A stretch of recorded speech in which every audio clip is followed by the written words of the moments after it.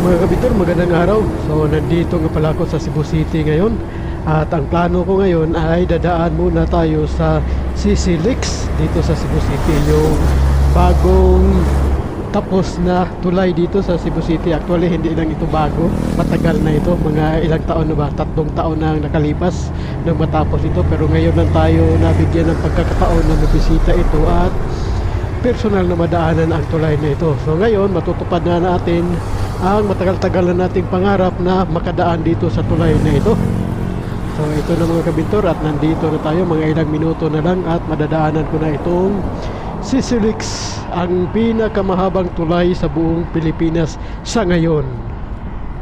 So mga kabintor, excited talaga ako na madaanan ang pinakamahabang tulay dito sa buong Pilipinas, at ito nga ang CC-Lex. At medyo excited nga ako dahil unang bisis natin ito at hindi pa natin alam kung paano dadaan dito sa tulay na ito mga kabintor. Kaya excited ako mga kabintor dahil sa tagal na ng panahon na nawala ako dito sa Cebu City, at ngayon lang muli ako nakabalik dito. Kaya medyo hindi ko na talaga kabisado ang mga daan dito, at ngayon umaasa lang tayo sa Google Map.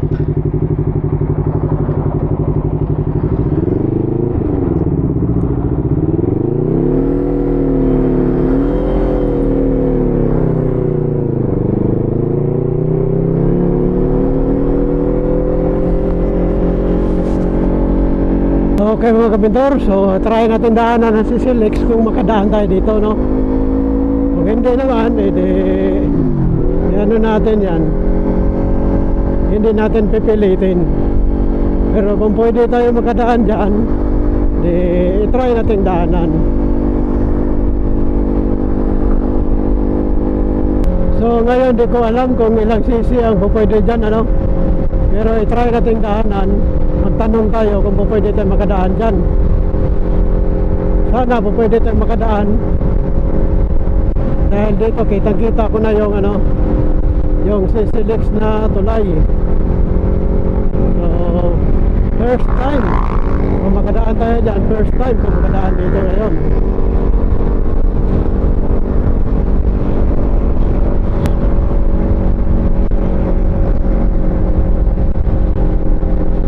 Ito ay SM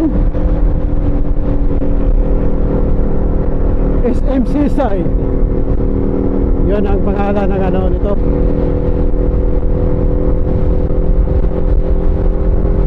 Ang pinakamukana pala nitong tulay na ito mga kabintor ay matatagpuan natin dito sa SM Seaside dito sa Cebu City, at pupunta naman ito sa Cordoba sa Mactan Island mga kabintor. So ngayon malapit na tayo sa pinakabukana nitong tulay. Dito mga kabintor, sa unahan ng kunti meron kayong makikitang slot, at dito kayo papasok para makaakyat doon sa tulay. Pero ako hindi ako nakapasok dahil baguhan nga ako at nalilito pa ako sa dapat kong pasukan itong slot na ito mga kabintor. First time ka makadaan, napakaganda dito. Ano ito? Ay sos, Cordoba MCCC. Ay mali, balik tayo. So mali yung ano ko, mali yung approach ko.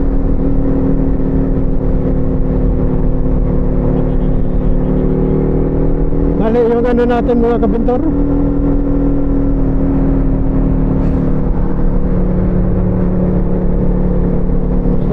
Hindi tayo nakadaan sa CC-Lex, pero magtanong tayo doon kung makadaan tayo doon, dahil babalik tayo kung makadaan tayo. Titingnan natin.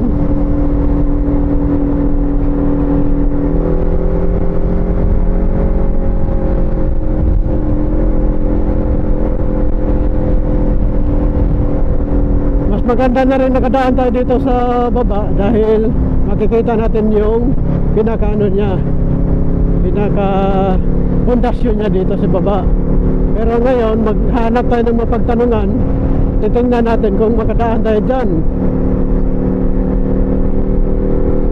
Maghanap lang tayo ng mayu-U-turnan, mag-U-turn tayo.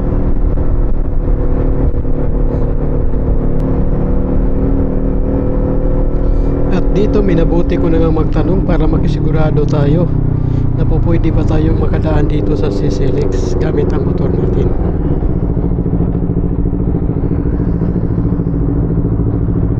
Sir, tanong lang, hanggang ilang cc makadaan dyan?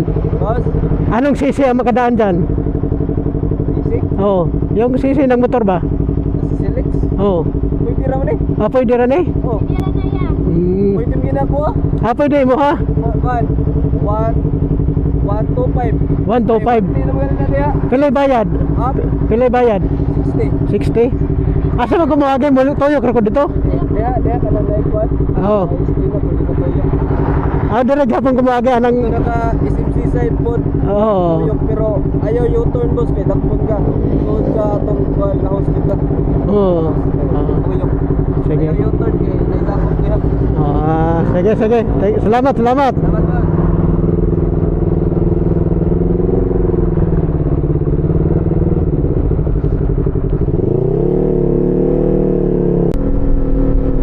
So dito mga kabitor, naligaw nga tayo at hindi natin alam ang daan, pero ang sabi sa atin dito pwede na tayo mag U-turn, pero hindi ako nag U-turn at dumiretso ako doon sa mga building na yan dahil baka mahuli tayo dyan.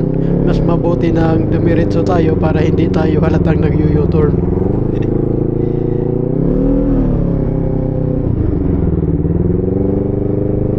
Pagdating naman sa dulo nito mga kabitor, mayroon namang slot doon para makapunta tayo sa pinaka-highway at marating natin uli ang pinakabukanan nitong Cordova Bridge, yung CCLX.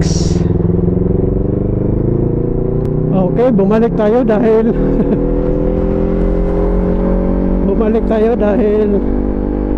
nagkamali tayo ng daan, pero okay lang dahil tingnan natin yung pinakailalim nitong CCLX. So i-try nating anuhan muli, daanan muli. Ayun.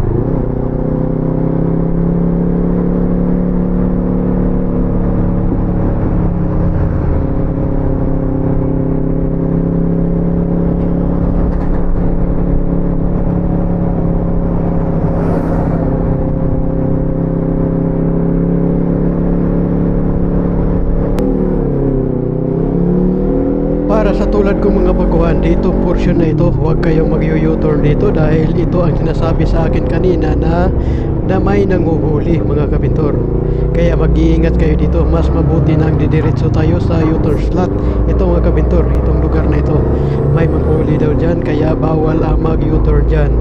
So mas mabuti nang didiretso kayo doon sa U-turn slot, mga 2 kilometro o 3 kilometro ata ang layo mula dito sa SMC side mga kabintor.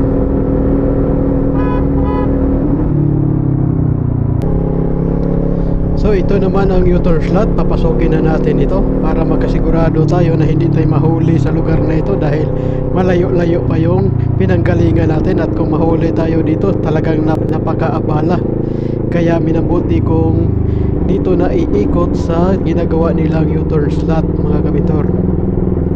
Napakaganda din, walang truck, walang sasakyan na kasabay, kaya mas maganda, safety ang pagtawid nyo sa kalsada dito. Ngayon pabalik na naman tayo doon sa pinakabukana ng tulay.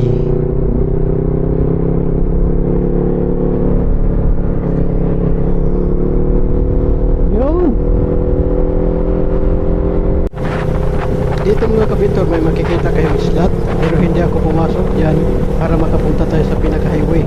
Dumiretso ako para mag-U-turn na naman tayo para maipakita ko sa inyo kung paano tayo pupunta ng SM Seaside mga kabintor. Kaya minabuti kong daanan ulit itong daan na ito. Dito lang ito sa pinakabukana nitong tulay na ito ng Sisilix.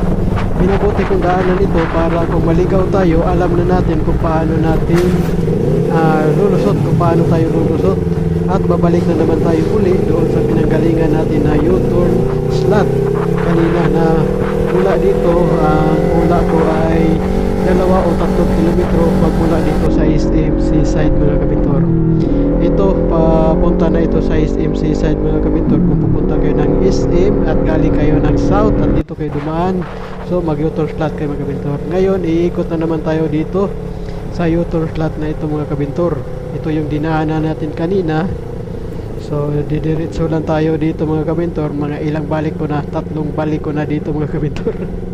So alam ko na ang daan dito. Hindi na ako maliligaw sa susunod kung paano tayo paikot-ikot dito sa lugar na ito mga kabintor. So nakakalito talaga mga kabintor dahil noong nandito pa ako noong unang panahon, itong mga kalsada na ito ay wala pa ito.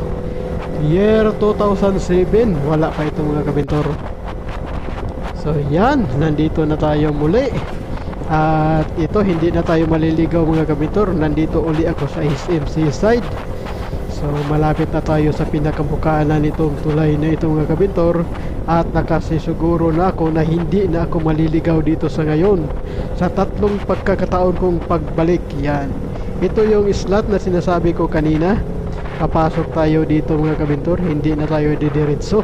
Dahil kung didiretso tayo, babalik na naman tayo sa U-turn slot na pupunta naman ng SM Seaside. Yan, papasok na tayo dito mga kabintor. Yan po ang pasukan. So sa unahan ng konti dyan, may makikita na naman tayong slot at doon na naman tayo lulusot. Yan mga kabintor, dito itong slot na ito, liliko na naman tayo dyan para makaakyat na tayo doon sa pinakatulay nitong Sisilix. Mga kabintor, ayan, success mga kabintor. So mga kabintor, ang ano pala dito, may nilalagay sila dito sa kalsada na 60 km per hour lang ang takbo. 40 to 60 km per hour lang ang takbo natin, at meron silang designated area para sa mga motor mga kabintor. Pero yung iba nakikita ko dumadaan naman sila kahit hindi dito sa designated area na ginawa para sa motor mga kabintor. So yan mga kabintor, excited talaga akong makita itong tulay na ito, at ito nadaanan ko na mga kabintor. Ang tulay na ito napakaganda pala dito talaga mga kabintor. So first time na makita at madaanan ko ito mga kabintor, napakasaya. Hindi sayang ang pag-uwi ko dito sa Cebu mga kabintor. Yan po mga kabintor, oh, napakataas yan, no? Ang ganda mga kabintor, tingnan nyo mga kabintor, napakaganda mga kabintor. So yan po ang ano ko dito sa Sisilix mga kabintor. So tuloy-tuloy tayo doon hanggang doon sa anong tawag dito, toll pay, para makita natin kung paano naman tayo magbayad doon ng toll pay mga kabintor.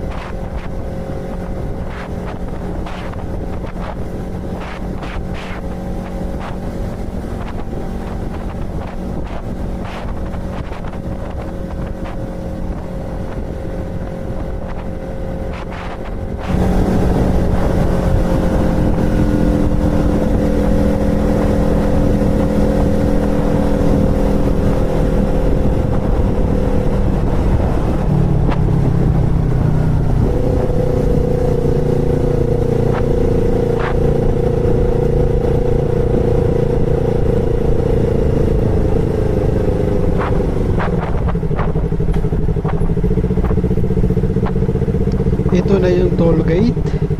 So ang bayad dito sa mga motor mga kabintor ay 60 pesos lang hanggang 125cc ang po pwedeng dumaan dito na motor mga kabintor. Kaya yung mga 100, 110 ang sabi sa akin ay hindi daw po pwede dito. Hanggang 125cc na motor mga kabintor ang po pwedeng dumaan dito sa CC-Lex na tulay. So hanggang dito lang ang ating video mga kabintor. Salamat sa panunood. Hanggang sa muling video natin.